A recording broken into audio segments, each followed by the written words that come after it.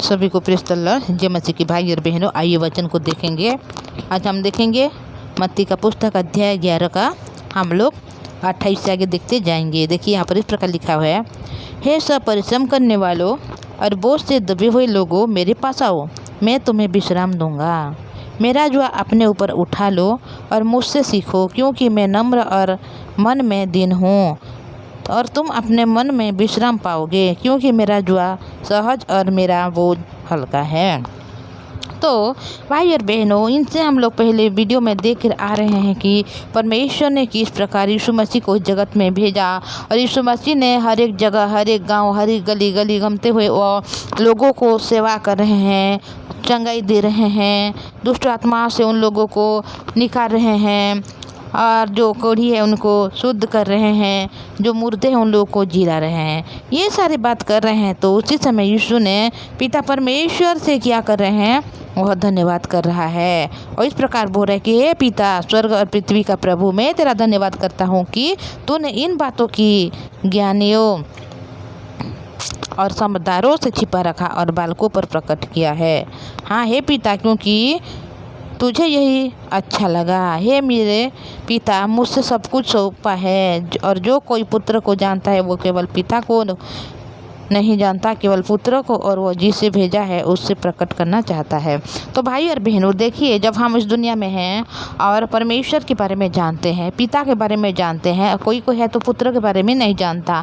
अगर कोई यीशु को जानता है और परमेश्वर को विश्वास नहीं करता, तो वो एक मसीह के जीवन बिताने वाला मनुष्य नहीं। अगर कोई केवल पिता को विश्वास करता है, पुत्र मतलब यीशु को विश्वास नहीं करता, तो वो हो सचमुच में बाइबिल को नहीं जानता, ओ हो वचन को नहीं जानता। तो भाई और बहनों, क्योंकि पिता पुत्र एक है, पिता जो हमारे पुराने नियम से हर एक बातों को बनाया, हर एक चीज़ों को बनाए, पृथ्वी की सारी सृष्टि की रचना की, मनुष्य को बनाकर उनसे हर प्रकार की सुविधा को दी, पर जो मनुष्य ने उनकी बात को नहीं माना और पाप में डूब गया, इतना ज़्यादा पाप किया कि अपने हाथों से वह मूर्ति बनाकर उसको अपने ईश्वर मानते हुए उसको पूजा करने लगी। और परमेश्वर ने ये सब देखा, क्योंकि मनुष्य पूजा करने से भी मनुष्य का क्या होगा वो खुद नहीं जानता, क्योंकि परमेश्वर बहुत सटीक रूप से जानते हैं कि मनुष्य अगर परमेश्वर से दूर हो जा रहा है, मनुष्य अगर भटक जा रहा है और मूर्तियों को पूजा कर रहा है, इधर उधर जाके बहुत ज़्यादा गलत काम कर रहा है, पापों में डूब रहा है, तो मनुष्य नाश हो जाएगा। ये इस बात को परमेश्वर बहुत अच्छी तरह से जानते हैं। इसीलिए परमेश्वर नहीं चाहते कि कोई भी मनुष्य नाश हो, कोई भी मनुष्य उस अंधकार में पड़े जहाँ कोई नहीं पढ़ना चाहिए। केवल परमेश्वर उस अंधकार को शैतान के लिए बनाया है, उस नरक को शैतान के लिए बनाया है, वहाँ पर शैतान ही केवल रहने के लिए परमेश्वर ने बनाया है। पर परमेश्वर की सृष्टि जो हम है भाई और बहनों, इस सृष्टि को जो शैतान है चालाकी से परमेश्वर को तो कुछ नहीं कर सकता, इसी वजह से मनुष्य को अपने साथ लेकर वो नरक में डालना चाहता है। और परमेश्वर की काम है, वो अपने मनुष्य को बनाया, उसकी रचना की, उनको जब पृथ्वी में भेजा तो उसके संभालना उनकी काम है। इसी वजह से वो संभालने के लिए वह क्या कर रहा है, खुद एक मनुष्य के रूप में आके, मनुष्य के बीच में होके और मनुष्य के साथ रहते हुए वो हर एक आज्ञा को, हर एक इच्छा को पूरा कर रहे हैं। जो निष्कलंक निष्पाप के द्वारा वो सारे जो इच्छा पूरा हो गया, सारे जो व्यवस्था को मानकर यीशु ने जब हर एक विषय में वो विजय हो गए, तभी वो जब जाके क्रूस में बलिदान हो रहे हैं, तभी उनकी बलि का असर हो रहा है, और सारे मनुष्य के पाप में यहाँ पर छुटकारा हो पा रहा है भाई और बहनों। पर फिर भी हम मनुष्य हैं जो यीशु को नहीं जान पाते, उसके लहू को नहीं समझ सकते, यीशु को ग्रहण नहीं करते, बल्कि हम केवल बुरे या अच्छे या बुरे के बातों में फंसते हुए, वो अच्छा है वो बुरा है, वो अच्छा है वो बुरा है, कहते कहते हम अपने जीवन को व्यतीत कर लेते हैं। तो भाई और बहनों, परमेश्वर पिता को अगर हम जानते हैं तो पुत्र को भी हम जानना है, और पुत्र को जानते हैं तो पिता को जानना है, क्योंकि दोनों एक ही हैं। अगर आप लोग जानते हो कि दोनों को, तो आप सच में वचन को जानते हो। अगर आप में से कोई है जो पिता को जानता है, पुत्र को नहीं जानता, तो सच में आपको वचन को बहुत अच्छे से पढ़ने की ज़रूरत है। तो यहाँ पर परमेश्वर ने ये बरकर बोल रहे हैं कि हे सब परिश्रम करने वालों और बोझ से दबे हुए लोगों, मेरे पास आओ, मैं तुम्हें विश्राम दूंगा। तो देखिए भाई और बहनों, यीशु ने बोल रहा है कि हे परिश्रम करने वालों और बोझ से दबे हुए लोगों, मेरे पास आओ, मैं तुम्हें विश्राम दूंगा। अगर भाई और बहनों आपको सच में विश्राम की ज़रूरत है, सच में आप विश्राम पाना चाहते हो, तो यीशु के सामने आ जाओ, यीशु के निकट आ जाओ, तभी आप लोगों को वहाँ पर विश्राम मिलेगा। क्योंकि यीशु कहता है कि हे बोझ से दबे हुए लोगों और परिश्रम करने वालों, तुम सब मेरे पास आओ, मैं तुम्हें विश्राम दूंगा। तो भाई और बहनों, हम मनुष्य इसी प्रकार सोचते हैं कि हमें यीशु के सम्मुख में जाना है, परमेश्वर के सम्मुख में जाना है, तो हम अपने आप को बहुत अच्छी तरह होना चाहिए, हर एक बातों में अच्छा होना चाहिए हम लोग। पर यहाँ पर परमेश्वर ने नहीं बोला कि तुम जो अच्छे नहीं हो पहले अच्छे बन जाओ और फिर मेरे सम्मुख में आओ बोल के नहीं बोला, बल्कि इस प्रकार कहता है कि तुम सब मेरे पास आओ, मैं तुम्हें विश्राम दूंगा। परमेश्वर के सम्मुख अगर हमें जाना है भाई और बहनों, तो हमें जैसे हैं वैसे ही हम लोग परमेश्वर के सम्मुख में अगर जाएंगे तो परमेश्वर हमें ग्रहण करेंगे। और अपनी जो छुपी हुई हर एक बातों को, जो हम लोग भीतर में जो हर एक जो सभी प्रकार की जो बुरी विचार, बुरी भावना, बुरी विषय जो हमारे भीतर में छिपी हुई है, और इस सारी बुरी बातों को निकाल के हम ठीक से हर एक आज्ञा को पालन करने के बाद यीशु के सम्मुख में आएंगे, बोलेंगे, तो हम मर भी जाएंगे तो कभी हम लोग अच्छे मनुष्य नहीं बन सकते भाई और बहनों। इसीलिए यीशु ने कहा कि हे परिश्रम करने वालों और बोझ से दबे हुए लोगों। हम सारे मनुष्य जो बोझ से दबे हुए हैं भाई और बहनों, कोई अंधकार की बोझ से दबा हुआ है, कोई धन की बोझ से दबा हुआ है, कोई बीमारी की बोझ से दबा हुआ है, कोई समस्या की बोझ से दबा हुआ है, कोई विरोधी के बोझ से दबा हुआ है, और हर एक लोग केवल परिश्रम ही परिश्रम कर रहे हैं। और यीशु को इसके सम्मुख में आने के लिए किसी का मन नहीं, किसी का हृदय नहीं, पर फिर भी हम लोग क्या सोचते हैं, विश्राम पाना सोचते हैं। पर विश्राम केवल यीशु के पास में है। अगर जिस रीति से हम लोग हैं उसी रीति से हम यीशु के सम्मुख में आए हैं, तो यीशु हमें ग्रहण करेंगे भाई और बहनों, क्योंकि यीशु जो सर्वशक्तिमान है।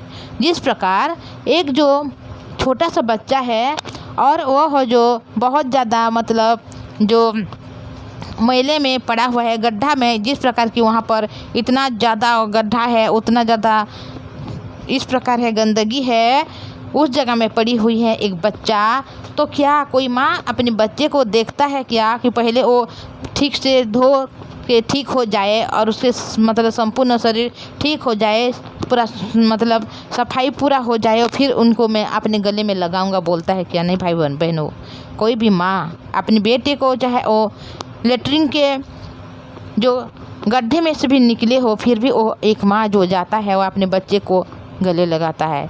ये नहीं सोचता कि अभी तो मेरा बेटा लेटरिन में गिरा हुआ है, उसके शरीर में पूरा बहुत ज़्यादा लेटरिन लगा हुआ है, उसको मैं कैसे छूँगा, कैसे पकड़ूंगी, नहीं सोचता एक माँ भाई और बहनों। वो अपने बेटे को पहले गले लगाएगा, बाद में उसकी सफाई करेंगे।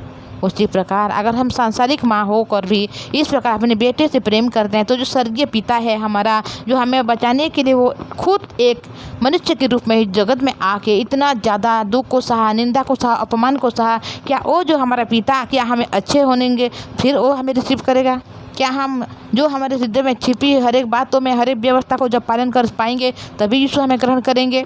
नहीं भाई और बहनों, यीशु हमें केवल अपने पास बुला रहा है। हम जैसे भी हैं वैसे ही हम यीशु के पास में जाएं तो यीशु हमें गले लगाएंगे, अपनी पुत्र बना लेंगे भाई और बहनों। यीशु नहीं बोलेंगे कि तेरे भीतर में इस प्रकार जो भरी हुई है इसको निकाल पहले फिर मेरे पास आना, ऐसे नहीं बोल सकते, क्योंकि यीशु हमारे भीतर में जो भरे हर एक बुरी व्यवहार को, बुरी विचार को, जो बुरी व्यवहार है हमारे भीतर में जो छुपा हुआ है, उन सारे विषय को निकालने के लिए यीशु खुद आया है। क्योंकि मनुष्य कभी भी अपने आप वो जो सारे जो बुरे व्यवहार है हमारे भीतर में जो छुपी हुई है उसको मनुष्य कभी खुद निकाल नहीं सकता। इसीलिए इस जगत में यीशु को एक पुत्र के रूप में, यीशु को एक मनुष्य के रूप में जन्म होकर ये सारी बुराई को ख़त्म करना पड़ा भाई और बहनों। अगर हम व्यवस्था को पालन करते, स्वर्ग के राज्य में बारिश हो जाते हैं। अगर हम व्यवस्था को पालन करते हुए परमेश्वर के योग्य ठहरते तो यीशु का आना कोई ज़रूरत भी नहीं था। पर यीशु आया क्योंकि मनुष्य के द्वारा कोई भी काम नहीं हो पाया। मनुष्य जितना भी चाहे अपने बुराई से बाहर निकलने के लिए, जितना भी चाहे हर एक व्यवस्था को पालन करने के लिए, फिर भी मनुष्य कभी भी हर एक व्यवस्था को पालन नहीं कर सकता। इसलिए यीशु को आना पड़ा और यीशु ने आके हर एक लोगों को अपने पापों से उद्धार करते हुए हर एक को जो बुरी भीतर में छिपा हुआ था उन सबों को निकाल के फेंक दिया। तो भाइयों और बहनों, इसीलिए इस प्रकार बोल रहे हैं कि हे मनुष्य, जितने भी लोग हो जो बोझ से दबे हुए हो और जो परिश्रम कर रहे हो, तुम सब मेरे पास हो, क्योंकि मैं तुम्हें विश्राम दूंगा। मेरा जो अपने ऊपर उठा लो और मुझसे सीखो, क्योंकि मैं नम्र और मन में दीन हूँ, और तुम अपने मन में विश्राम पाओगे, क्योंकि मेरा जो सहज और मेरा बोझ हल्का है। अगर हम अपनी सोच को छोड़ते हुए केवल यीशु को ग्रहण कर रहे हैं, यीशु की बात को सुन रहे हैं, यीशु के वचन को विश्वास कर रहे हैं, क्योंकि उसका जुआ उठा लो बोल के बुरा है भाई और बहनों, क्योंकि वो उसका जुआ सहज है और वह बोझ क्या है, हल्का है।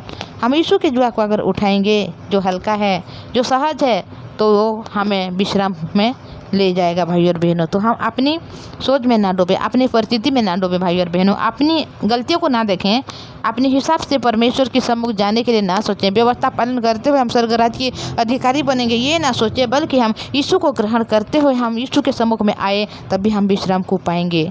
तो भाई और बहनों, मैं आज इतना बोलूँगी, आगे हम हर एक बातों को देखेंगे यीशु के वचन से, परमेश्वर की जीवित वचनों से, कि परमेश्वर हमें और क्या क्या कहते हैं। तो इतना बोलूँगी भाई और बहनों। मैं आपको एक रिक्वेस्ट करना चाहूँगी, अगर आप इस चैनल में नए में आए हो तो इस चैनल को सब्सक्राइब कीजिए, लाइक और शेयर कीजिए। तो प्रार्थना में जाएंगे, आइए प्रार्थना करेंगे। पवित्र परमेश्वर पिताजी, धन्यवाद, आपकी दया करुणा महान है। आपने कहा कि हे सब परिश्रम करने वालों मनुष्य और बहुत से दबे हुए लोगों, तुम सब मेरे पास आओ, क्योंकि मैंने तुझे विश्राम दूंगा। हाँ पिता परमेश्वर, सचमुच में जब हम देखते हैं प्रभु, आपके निकट ही पिता परमेश्वर विश्राम है, आप में ही पिता परमेश्वर जीवन है प्रभु जी, और उस जीवन को आपने हमें दिया है प्रभु, इसलिए धन्यवाद करते हो। हमारे भाई बहन जो वचन को सुन रहे प्रभु, उनके हृदय मन को बनाइए प्रभु जी, कि उन लोग जिस तरह से हैं पिता, उसी तरह से आपके निकट में आते हुए आपके वचन को रिसीव करने वाले बने प्रभु, और हर एक अनुग्रह आशीष को पाए। उनके सारे परिवार के लोगों को आपके हाथों में देते हो प्रभु जी, अनुग्रह दया में भर दीजिए प्रभु, उनके जीवन के हर एक दुख को आप दूर कीजिए। आप ही है प्रभु जो हमारे लिए सब कुछ किए हैं पिता, आप ही है पवित्र परमेश्वर पिता जो हर एक दुख को सहा और हमें आशीर्वाद दिया। इसलिए आपके पवित्र नाम को धन्यवाद देते हुए यीशु के नाम से मांगते हो, आमीन।